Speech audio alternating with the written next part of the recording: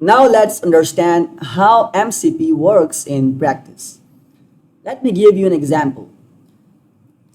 Suppose you are inviting your friends on dinner at your home, and you have included in the menu things like ice cream and samosas and a wonderful meat biryani. But when you are actually working on cooking, you get to know that biryani is not your cup of tea.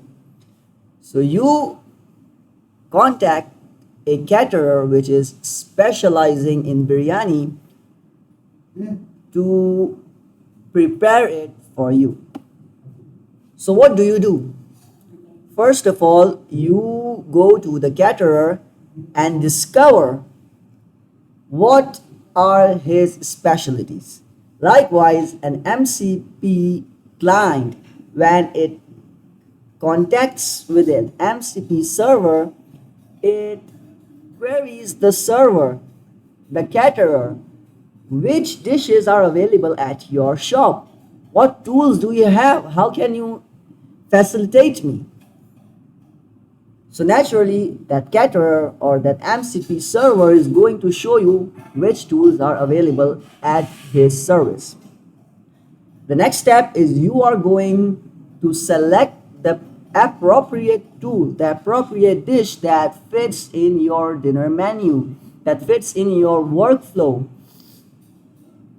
And then what happens? You provide the caterer the necessary raw materials on the basis of which it will process your raw materials into delicious meat biryani. Okay? Likewise, when you have selected as an MCP client the appropriate tool from the MCP server, you provided the parameters, the data upon which the tools of MCP server has to work. They will then execute your work based on that parameters, based on that raw materials of biryani, and then will give you a response. The caterer is going to give you a cordon of hot biryani so you can serve it to your invitees.